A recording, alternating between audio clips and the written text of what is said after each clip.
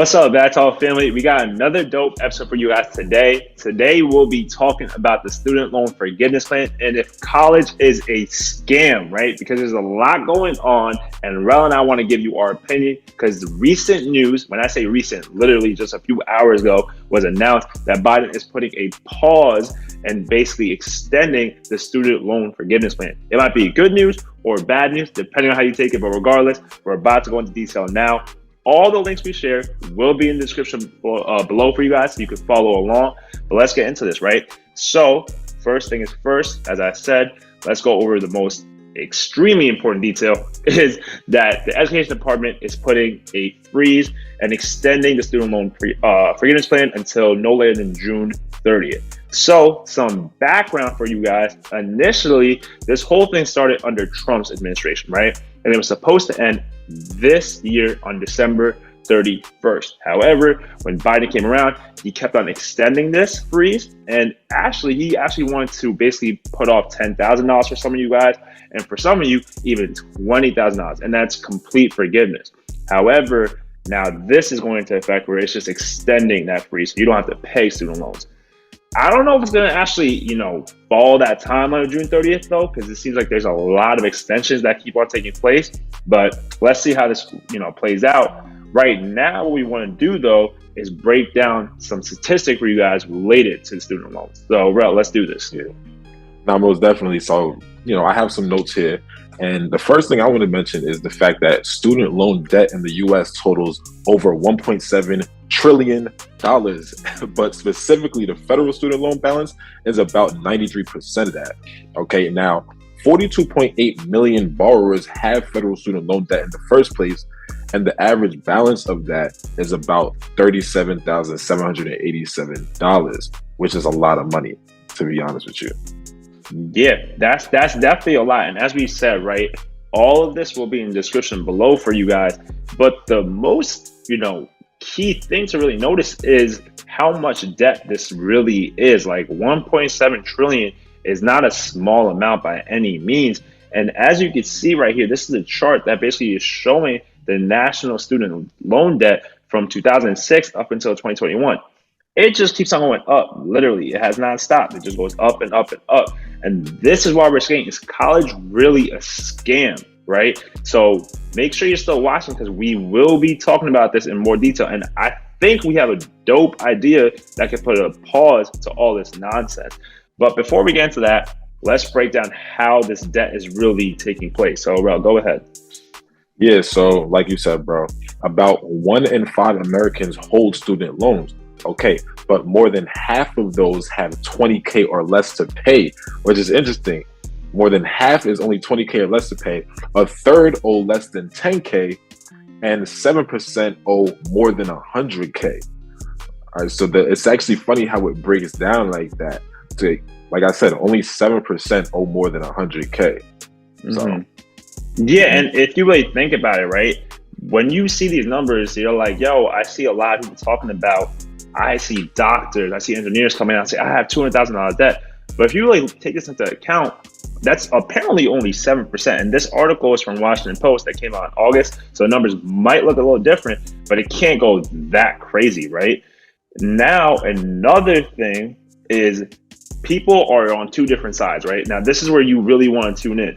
And if you're still watching and you like this type of content, please do us a favor and like this video, please. It helps people like you find us on the YouTube algorithm and then push this channel forward. So we appreciate it. But getting back to the video right now, when you think about it, there's people that think, yo, if you forgive student loans completely and just pay it off, inflation is going to be a problem. And then you have people saying, well, it doesn't really matter because it's not going to cause that much to really impact inflation, right? So if you really think about it right here, it literally says that explaining that $10,000 in forgiveness is equivalent to about $100 a month per borrower. And the primary concern is that borrowers would use this newfound money to buy high ticket items like cars or homes, which could then contribute to rising inflation. So that's one side that's saying, yo, it could actually impact inflation, right? Because inflation is already high. We go into a bunch of details on this matter on the channel. So definitely check it out if you haven't. But then there's a completely other side, which says that borrowers are most likely not going to spend the amount canceled, but rather they would use it to pay off other debt or boosted their savings, right? However, the impact on the economy will be small either way. So now you're seeing people say that, yo, like, to be honest, if you just forgive it, all they're going to do is pay off other debt or pick up their savings, because we know savings is a problem. But this is another key thing we found when we were doing our research. A 2022 bank rate survey said that 59% of US adults with current or previous student loans have delayed significant financial milestones like buying a home or starting a family due to the debt. And they're arguing that forgiving student loan won't allow these borrowers to make these financial milestones immediately, but will rather bring them closer. So once again, there's two different sides of the spectrum, and it just depends on where you lie right now. So now that we got this, discussed with inflation, I don't want people to say all of a sudden inflation is going to go up or all of a sudden inflation is going to go down. There's two different sides. You could argue for both. Now, let's go into some other key things, right? So, Rel, talk to them about the actual inflation and how that relates to college student loans. Yeah, so the thing is, everybody knows college is extremely expensive. Everybody knows that, right? But it actually wasn't always like that. So like just looking back around 1970, it cost about $1,200 per year when you include room and board and tuition. But then in 2020, it costs about $21,000 per year. This is for public colleges, right? So you're going from literally $1,200 to about 50 years later being worth $21,000. And then for private institutions, it's even worse. Like, for private institutions, it went from about $2,500 a year in 1970 to $46,000 a year in 2020. So the rising price of these colleges actually outpaces inflation by 171.5%. Yeah. And the way that they increasing these prices, to me, it's like, I know we're gonna get into that side of things, but maybe college is a scam. Honestly, you can literally see it in the numbers.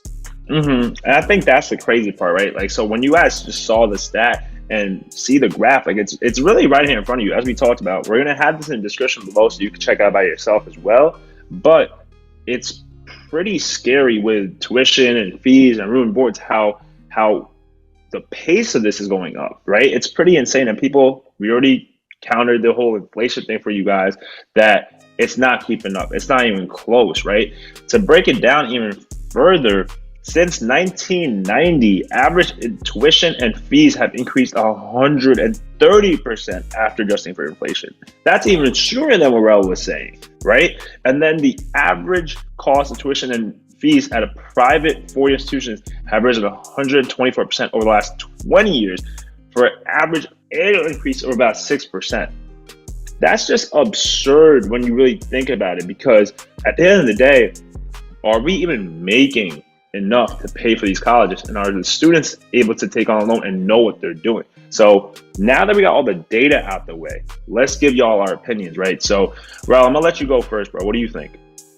Yeah, so first of all, when it comes to the actual news that came out today about Biden like continuing to extend this pause, when it comes to that, I think that that's good, because they need to figure this out, whether they're going to forgive people's loans or not.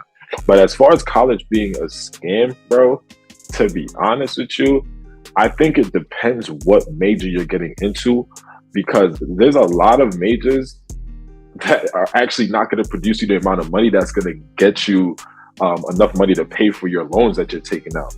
And I think it's kind of ridiculous how they're actually even letting students borrow that much money who haven't shown any because think about it, anytime you get a loan, you got to prove that you're credit worthy, right?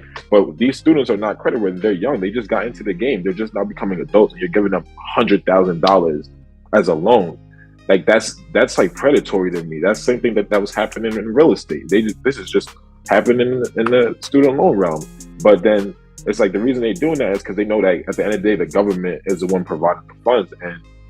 And I think that that's where the scam lies, because if they know the government's going to cover everything, the institutions, they're going to continue to raise prices over and over and over.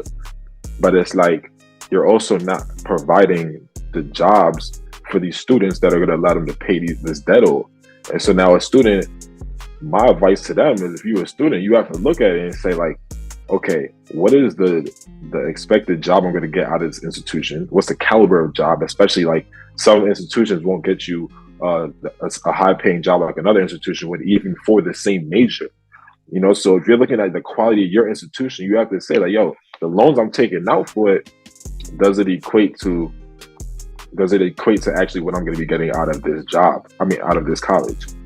Yeah, right? yeah. And I think the scam part, what you were trying to say is just think about it, right? Just think about how life goes. So right now, if you're trying to make money, right, you need to survive in this country. Simple as that. In order to survive, you need to make money. They go hand in hand. But how do you make money? You need a job. Right now, everyone can be an entrepreneur, so you need a job. Well, in order to get a job, what do you need to do? Every job asks for education, right? Qualifications. Well, education means you can't just read a textbook and go to YouTube University. They want to see a diploma. Now, how do you get the diploma? Go to college, or not a four-year college. Maybe you need to go to master's as well now. So now when you go there, you most likely can't afford it, because who has $100,000 sitting in the bank? As we just saw, prices of these colleges keep on going higher and higher and higher. Well, because of that, now you're forced to take out loans. You see how this whole thing is like basically a rat race? Rather than a job rat race, you're going in a student loan rat race. And that's why the numbers just keep on going higher and higher and higher. And the point that I think Rella was making with the scam part of it is this. Now, yes, right? I hate to say this, but certain majors will make more than other majors. It's just a fact. Now, you can look at numbers, people get hurt about it. At the end of the day, it's not about getting hurt. It's about doing what's best for you, right? So this is how we think. I want to say we, because I'm pretty sure you agree, bro, is I think this is how it should really be broken down. There should be regulations behind how colleges can increase their prices. Now, for example, when students are picking a house, right? Or when individuals picking a house, they had different options to look at, they had data to look at, and that's what helps them make a decision. For a student, it's really what a party scene, the weather is dope or not, that's really what you're all looking at, right? However, colleges, they don't really provide you as much data as they possibly could. What they should be doing is, when you're applying to these colleges, the colleges provide you what my job placement is, the percentage, and has that number gone up or has that gone down over the last 10 years, 20 years? And I want to see even 5-year period, right? Is that headed in the right direction? Now, on top of that, I want to see how much I make. So per candidate, depending on what field that the college is really good at, how much do they make outside of when they graduate? Is it going up or is it going down? Is it beating inflation or is it not beating inflation?